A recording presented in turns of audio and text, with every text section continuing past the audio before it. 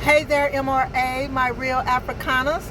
This is your girl, Marie Ya Jouf, the Real Africanist, and welcome to my channel. If you have been here before, thank you for coming back. And if this is your first time here, of course, I appreciate you watching. On this channel, I talk about African history, the field of African studies, and the challenges that are faced in that area, and I talk about current African affairs, right? So today, I just wanted to hop on here right quick and talk a little bit about the affirmative action case that came before the Supreme Court last week, right? So if you are not a citizen of the United States, you may not be familiar with what affirmative action is, right? So affirmative action is a piece of legislation or a program that was initially started, I think, back in the 1960s, in the early 1960s, under President John F. Kennedy, right? And what this legislation did, what this legislation was used for, it was used to even the playing field, right? Between different races and nationalities and religious groups after the civil rights movement, or because of the inequality that fueled the civil rights movement here in the United States, right? I don't think there was a lot of action taken after President Kennedy wrote his legislation. However, under Lyndon B. Johnson, who actually replaced President Kennedy after he was assassinated, he put a piece of legislation forward that would push the affirmative action forward, right? However, in his affirmative action program, women were included in that. Initially, it was just, I believe it was it was race, it was nationality, ethnicity, and religion, right? I think those were the groups that were targeted in that first legislation under John F. Kennedy. However, when Lyndon B. Johnson took over, right, and after he signed the civil rights legislation, the civil rights bill, he included sex in his affirmative action program, and he included that to make sure that women were also included in this legislation, right, or in these policies. And with that inclusion, I believe that is when there was a switch in who the affirmative action policies would really benefit, right? It was initially passed to benefit African American people, again, to try to equal the playing field and how African Americans were hired, how they were treated as employees, and also in the field of education, right? So that African Americans were able to apply to these universities of higher education, these prominent institutions, Ivy League institutions, right, and be accepted so that they would not be discriminated against. So basically, affirmative action was a group of policies that was working to prevent discrimination against black people. Again, however, after Lyndon B. Johnson passed his legislation in 1965, he included sex, which included women. And as a result, as of today, white women are the largest group that benefit from affirmative action policies, right? So, I just wanted to make one mention of this. If you all watch Dr. Boyce Watkins' channel, right? Sometimes he features Dr. Claude Anderson. So Dr. Claude Anderson was an economist, and he was also, I believe, on the, I guess, on maybe the board or something like that, whatever you call it. But he was also a very important person under the Jimmy Carter administration, right? He served on, I believe, some financial boards or something to that extent. However, Dr. Claude Anderson, he reminds us that he actually wrote one of the first affirmative action policies under the Carter administration, as it addressed the inequalities between blacks and white when it came to employment opportunities as well as education. Okay, so I just wanted to put that in there, because Dr. Claude Anderson often says that that is one thing that he regrets, again, because now the largest group that benefits from that affirmative action policy is white women, right? And it is not African Americans as it was intended to benefit, right? And so I'm not saying that African Americans do not benefit from the affirmative action policies. You know, many have.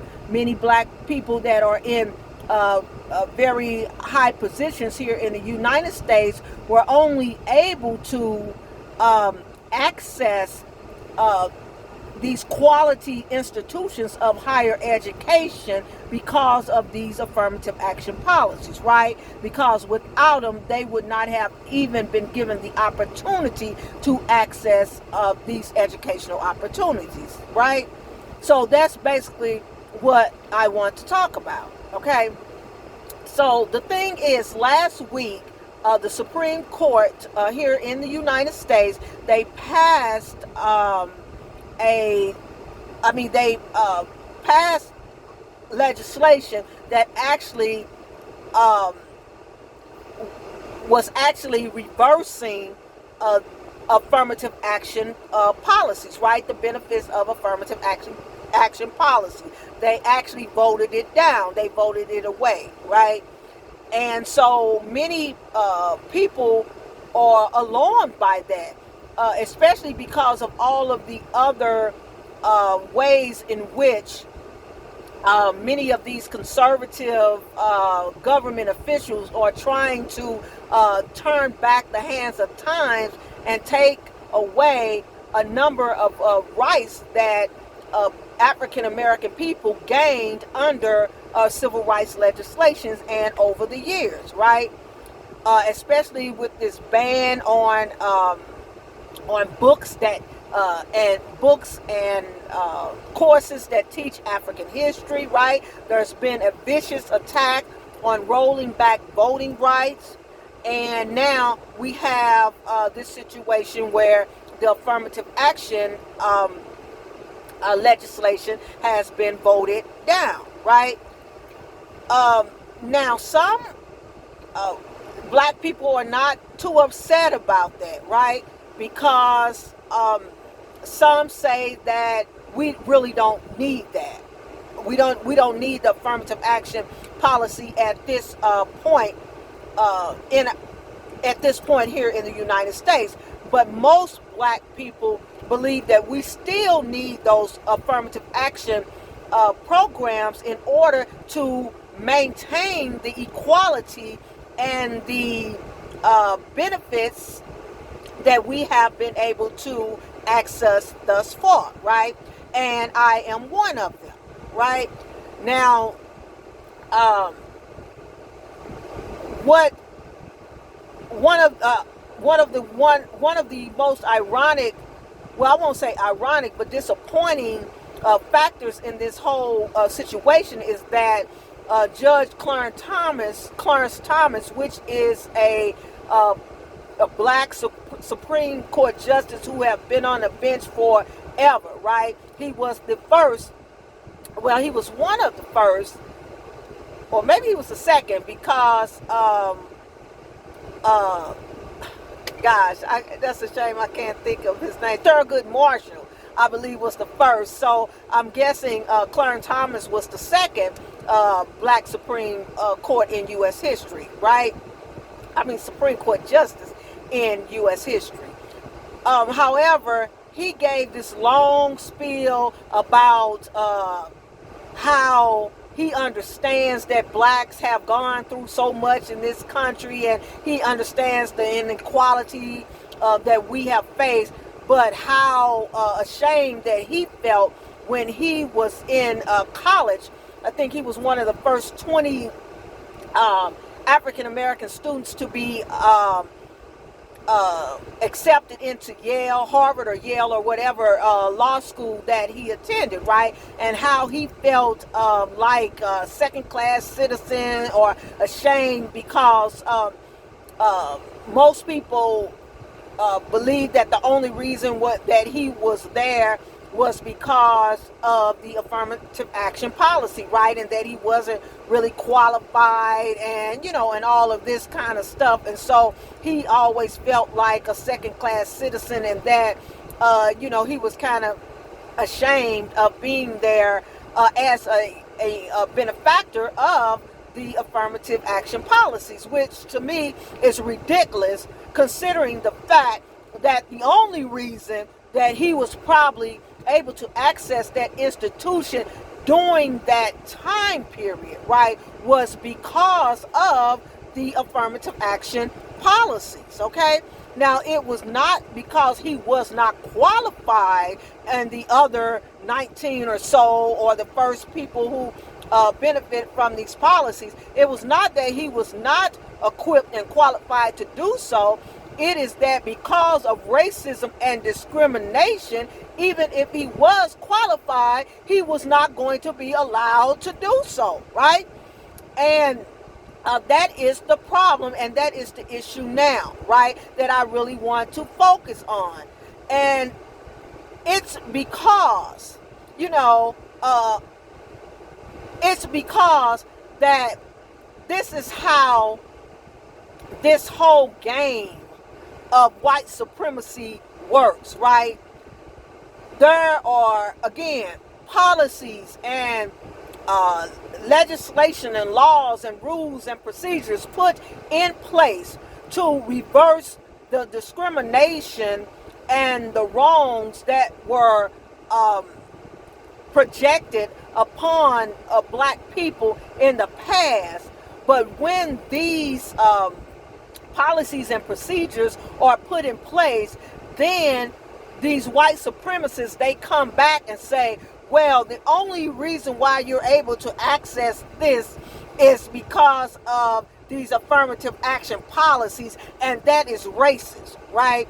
And that you are not qualified, and you are not, if it wasn't for this, then you wouldn't be here because you are not qualified and you do not meet the standard, right? So this is the kind of games they play when they know for certain that the only reason that we are able to access these opportunities is because of these policies and procedures that, again, were put in place, these laws that were passed to reverse the discrimination that was there in the first place. And so, to me, it is foolish for anybody black to say that they felt ashamed about that, right, when they know that that was not true. But I wasn't going to school at that time or accessing, I was going to school at that time, come and think of it, but I wasn't concerned about accessing these institutions, these predominantly white institutions of higher learning, right? I wasn't interested in going there to prove to European people anything, right? Because I never believed that I had anything to prove. right? I knew from a very young age, and I don't know, I mean, I know why I knew, because my parents instilled that in me, and the community that I grew up in fostered that pride that I had in myself.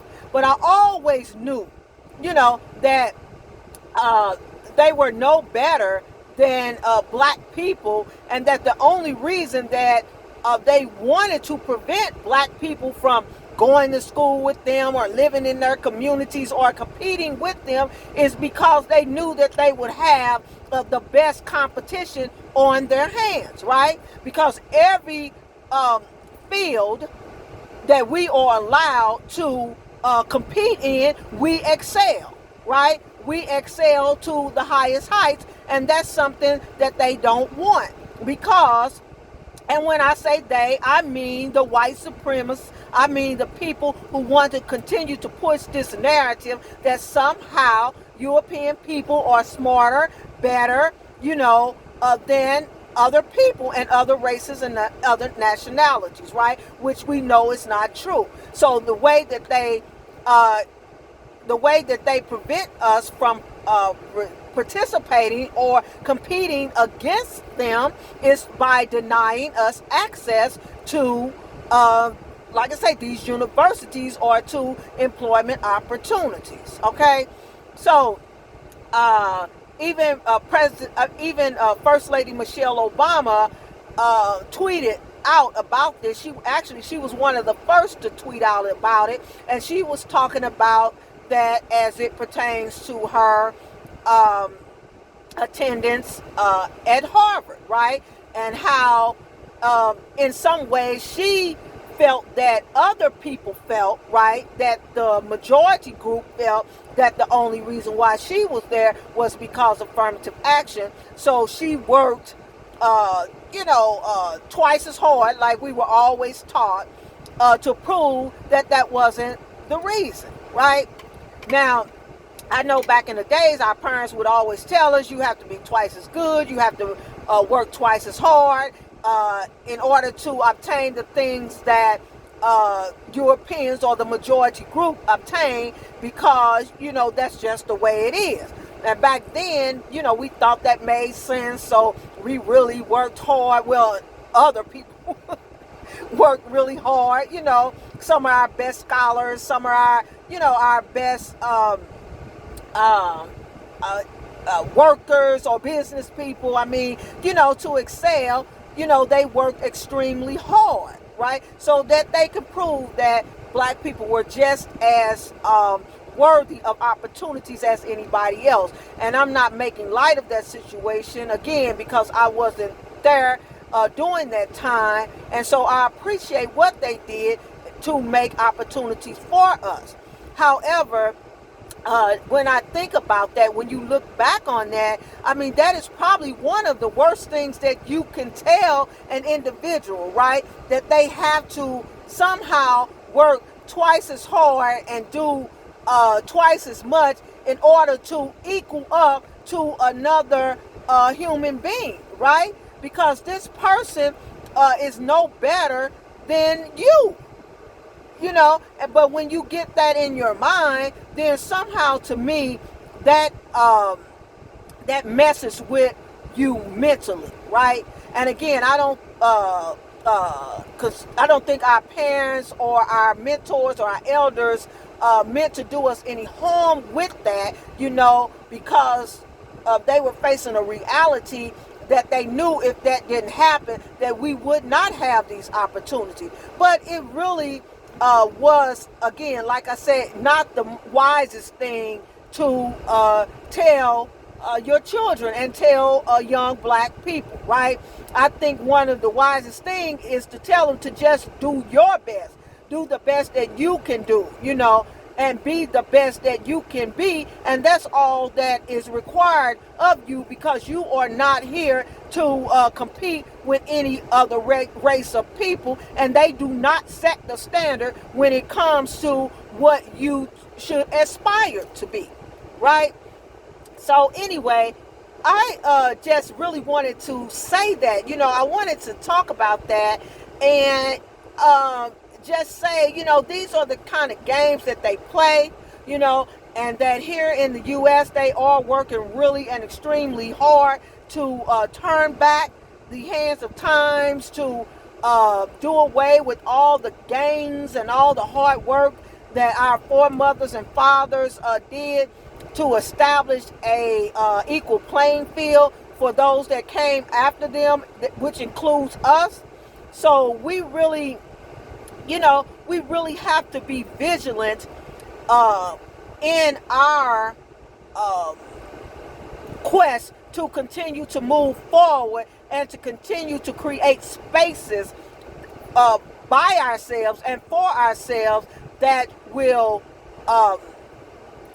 give our children the chance to be educated and be employed in spaces where they can show their brilliance without having always to compete with others and to try to live up to a standard that is really unachievable in their eyes, because even once you meet that standard, there's going to be something else, just like this reversal, for them to take back those gains that you made. Or if not that, they're going to try to separate you from your people and say, somehow you are different. You are than other black people. Somehow you are special because you were able to obtain this level that they have set for you to obtain, right? And again, I think that is one of the worst things that you can do to a person, right? And that's something that they only, put on black people. Because, I wanted to say this as well, but I don't want to, take too long on here. But the other thing was that the reason why they ruled on this affirmative action thing in the first place was because of a lawsuit that was brought against a university where an Asian person felt like they were looked over, or that they weren't admitted because of discrimination, because this particular university, I believe, was holding this spot for, an African American, right? And so, again, you have the government, or these people, I won't say the government, but people in high places, these white supremacists, people in high places that are trying to create a division and a divide between black people and other groups of people who are discriminated against, right? Because most Asians, according to other agents that have done interviews since this ruling, most Asians support affirmative action, right? They believe in it, they support it, and they recognize that if these policies weren't in place, that they would also be discriminated against along with African American people. But what I found so ironic is that it was said that there was this attorney, right, that was seeking out Asian people, was basically going around seeking out Asian people to help file this lawsuit to say that they were being discriminated against, right? So this is the magnitude, the length that these people would go through to continue to suppress and subjugate black people, right? And like I say, drive a wedge between the other groups that also are discriminated against, so that these groups will not come together and be a force against them, right? And that's what it's all about. Okay, so again, we have to be vigilant about that. We can't jump on the bandwagon and start throwing stones at other discriminated groups, right? Groups that are discriminated against, especially those in the Asian community, right? Because I know and that's a video for another time, but I know a lot, we talk about China, we talk about how we are discriminated against by the Koreans who open shops and all of this kind of stuff in our community, and talk to black people all, in difference. Yes, there are some, but for the most part, that does not happen. Right? Well, it hasn't happened in my community, and I've been living in a black neighborhood for a long time and interacting with Chinese and other Asian people for a long time, and that does not happen.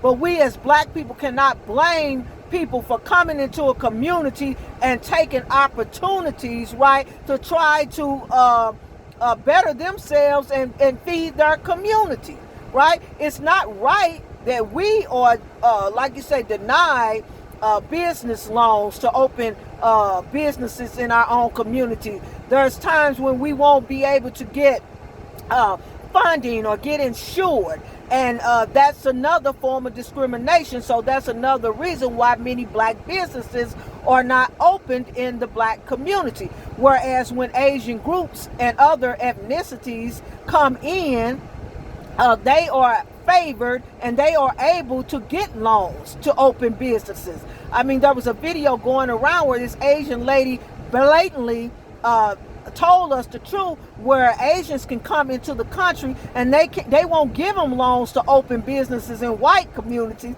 but they will give them loans to open businesses in black communities, right? So this stuff is just blatant, right? And so again, that's why I have no tolerance for black people, white or black people, but especially black people who have somehow gained a certain position in society, to sit up here and tell us that this stuff is not about race.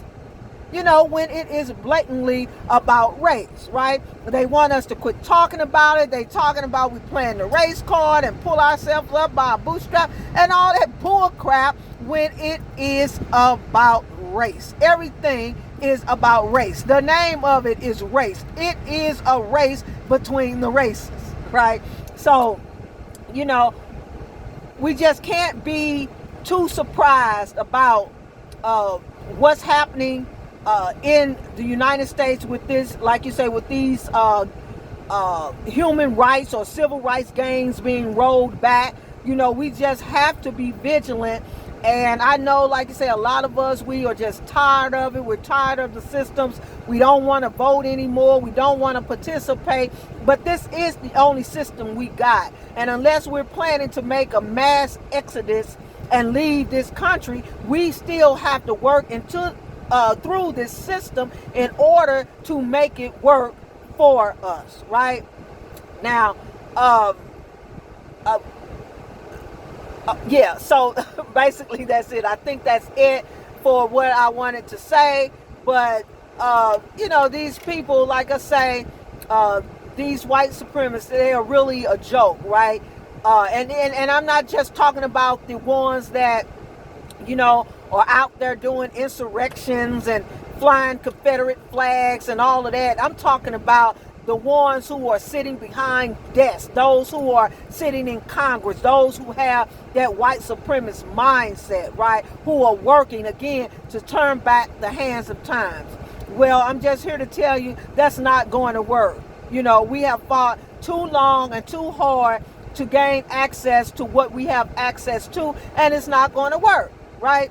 So what we can do, right, if this legislation if these policies, affirmative action is through, then what we have to do is find a way to make that work for us, right? So all of us that are clamoring to get into these predominantly white universities, then we have to start clamoring to get into our own universities, these HBCU, and start supporting them more so, and maybe some of the funding that we put all into the HBC universities can benefit us more, and can benefit those universities, and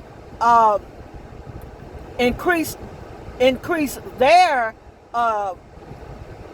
the probability of these universities becoming the top tier universities that we want them to be, right? I mean, that's one thing that we can do, right? So again, this is Marie Ya Jouf, and I just wanted to hop on here, right? I know it's been more than a minute. It's been about 30 minutes, but again, I just thank you all for watching. I really appreciate the support of this channel. You know, I hope that you continue to support the channel so I can continue to bring you my perspective on important topics that impact black people all around the world, right? Specifically in the African American community, well, really all around the world, the African Caribbean community and on the African continent, because I believe that we all are one people, and that when one thing affects one of us, one place, it impacts us all around the world, right? Because the same issues that we are facing here in America, our African brothers and sisters on the continent, in the Caribbeans, in Europe, they are facing the very same issues. So we are not alone. But again, the white supremacists want us to think that we are, right? That we are isolated in a bubble, and that we are just, especially African Americans, complaining, right, about nothing, when you know, it's just because that we are, you know, we don't want to work, or we don't want to do this, or we're not qualified, right? But again, we know we are qualified. Everything we do, we set our hand to, we knock it out the box, right? We built a country like America with our skills, with our know-how. They didn't teach us that stuff here. When we came over here, we had those skills, we had those know-hows, right? Look at the young lady, what's her name, the gymnast, I can't think of her name right off, but look at her. She came into a field, gymnastic, where black people were historically denied entry into the field of gymnastics, and look at her dominating, right? Just dominating. We get in tennis. Look at Serena and Venus Williams dominating, right? Arthur Ashe, he dominated, right? Look at all the basketball players, football players. I mean, all these scholars, Carter G. Woodson, Dr. John Henry Clark. I mean, all of the major scholars. You know, I can't really think of them right off the top of my head, right? Because you know, I'm talking about a certain topic, but just dominating, right? So, you know, you can keep your affirmative action policies, right? Because we're going to make our own affirmative action. We have come too far, again, to turn back now, and whatever we put our hands to, we are going to succeed, and we're going to excel, okay? So this is Marie Ya Jouf, the Real Africanist. And again, on my channel, I talk about African history, the field of African studies, and current African affairs, right? I also talk about African diaspora issues, right? Which I consider all African issues, right? So thank you for watching. Don't forget to like, to share, to comment. Please comment. I love to get your feedback, and I love to answer any questions that you would like for me to answer. And also, don't forget to subscribe to the channel, right? Subscribe so we can keep growing the channel, and we can keep talking about issues that are relevant to us. All right? So remember, peace, fight the power, right? And when you're learning about African history, I want to remind you that you always must go deeper, right?